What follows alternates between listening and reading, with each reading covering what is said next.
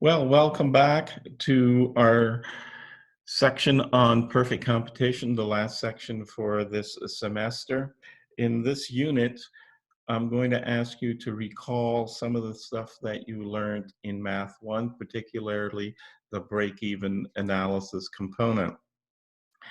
In your math course, you predominantly worked with linear curves, so you had one break-even point. Here, we're going to add a touch of reality to it, and we're going to include the law of diminishing returns, and we're going to have two break-even points. So our total cost curve is not going to be linear, it's going to be a non-linear curve. So that's just a little bit of heads up from where we are going to go. We're going to talk about perfect competition, and perfect competition means that the people who operate in perfect competition do so uninhibited by any types of barrier. Now, you must remember that this is a theoretical concept, but we are in perfect competition going to bring together the demand side and the cost side and bring it together in a nice little pie. Please remember to study your textbook and to do the questions in my econ lab. I think perfect competition is chapter 10 in the textbook. So the market structure and relative size of the firm in the industry, that is important. You're going to have many different types of market structure, and on one extreme, you're going to have perfect competition, which is represented by many firms supplying identical, the same, no difference in the goods that they supply. The only thing they compete with is on price. On the other extreme is a monopoly. That is where one firm produces the entire supply of all the goods that are available to the consumer. So in a diagram, this is what it looks like. You have on the far left side, you have perfect competition. And on the other side, you have a monopoly and perfect competition in between those two extremes. This table that's coming up is very important for you to master. You see on the right-hand side, perfect competition, the number of suppliers in perfect competition. There are many suppliers. They supply identical products, so the degree of product differentiation is nil. The products are homogeneous. You cannot tell one supplier's product from another supplier's product. They are identical, they are homogeneous, they are the same. The best example would be the agricultural industry. And if you've been to the St. Jacobs Farmers Market, that is a good example of perfect competition. If I'm selling sweet potatoes and my neighbor's selling sweet potatoes, you can't tell the difference between them. The degree of the firm's ability to control prices in perfect competition, they have no control over the price. They will take whatever the market gives them. And the method of marketing is a direct market exchange. Compare that to the opposite, 180 degrees difference, the monopoly. There is a single producer in the market. The degree of product differentiation, product is without close substitutes. There are no close substitutes to whatever a monopolistic firm supplies. Best example would be the local electrical company, the water distribution company, the liquor store, LCBO in Canada or here in Ontario and in most provinces. The degree of the firm's ability to control the price, a firm in monopoly has considerable control. And the method of marketing is promotion of service, advertising, and the likes. So please study this table and know the differences between the two. Well, between the two, between the four of them that are mentioned there. So in Canada, there are relatively few monopolies or perfect competitive firms in the real world. Most businesses in Canada will fall between these two extremes, whether more accurately characterized by graduation of imperfect competition, markets in which competition exists. That's the key thing. In all the other types of markets, competition exists. But individual firms still retain some discretionary power over price. So, a duopoly, two firms supply the entire market. In oligarchy, uh, best example there are credit card companies, Visa, MasterCard, American Express. There are very few credit card companies, and these three dominate the market. And then you have monopolistic competition. Best example that we have locally would be fast food industries. There are enough firms to ensure some competition, but not so many as to preclude some limited type of power. So locally, there would be Harvey's, McDonald's, Burger King, and we can throw in Lafleur if we were in Quebec.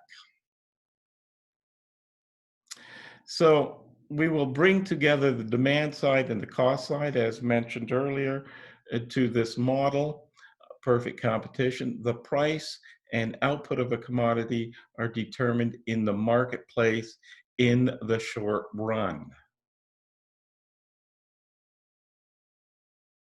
So there are a number of conditions that have to be met, and please highlight these conditions in your notes. They're extremely important. The market is said to be perfectly competitive if there are a great number of sellers and buyers. Extremely important, so that the actions of one individual cannot affect the price of the commodity. There has to be a great number of buyers and sellers, and they just compete on price. That is it. The products of all firms in the market are homogeneous, they are the same. If we were in different companies in the same market selling apples, we could not tell the difference between the apples that I sell and the apples that you would sell. There is perfect mobility of resources. This makes it a very high theoretical component. There is free entry and free exit into a market. Free to enter or expand in the market in response to market signals such as price and profit. Productive resources can move easily into or out of the industry. There are no barriers. Please highlight the fact that there are no barriers, be they social, political, or economic impediments that prevent firms from entering the market. And here's the fourth one is another theoretical concept that the consumer resource owners and the firms in the market have that perfect knowledge of present and future prices and costs. There is complete information. This once again makes it a very theoretical concept. Point number five, the selling firms are profit maximizing. They will, under all circumstances, try to maximize their profits or minimize their losses.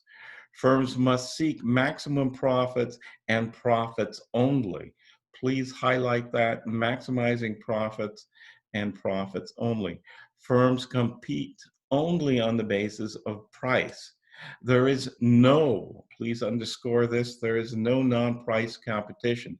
There is no competition based on quality. The products are homogeneous, they have the same quality. Or service, the service is the same. There is no differentiation You cannot compete based on those things, brand names, store hours, whatever that entails. And the last point, both buyer and sellers are price takers. That means you will take whatever the market gives you. So if you're selling an object for $10 and everybody else is selling it for $10 and your costs are $20 per unit, you can only charge $10. You will lose $10. If somebody has a cost of $5, they're making $5. So you are a price taker. You have no control over the price. In a perfectly competitive market, the price of a commodity is determined exclusively by the intersection of the market demand curve and the market supply curve. That is an important factor here. The perfectly competitive firm is then a price taker and can sell any amount of the commodity at the established price. So if the established price is $6, you can sell whatever you bring to the market for $6. If you tried to charge $6.01, you sell nothing. Since you are a profit maximizing firm, you would never ever sell for $5.99. You will take whatever the market gives you, the $6.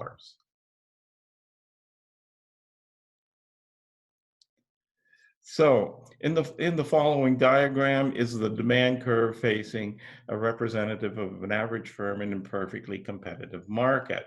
You see that here on the right-hand side. That is the demand curve. The firm is a price taker. What do you think the demand curve looks like? It is horizontal. And the elasticity of this, hopefully you have recalled that it is perfectly elastic. It is very sensitive. You will never sell for $5.99 and you will sell nothing for $6.01. Why would you pay the 1 cent more when you can get it for $6? So the demand curve is horizontal. It is perfectly, infinitely elastic.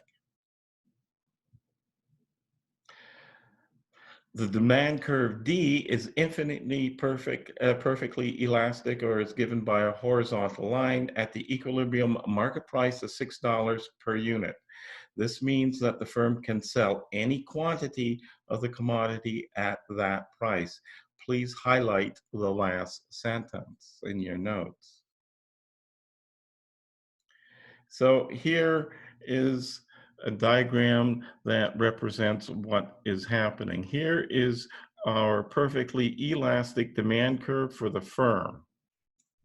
The market demand curve has your traditional negative slope, and the market supply curve has your traditional positive slope. The firm's demand curve is represented by that point of intersection between the market demand and the market supply curve. That would represent where each firm would have their demand curve.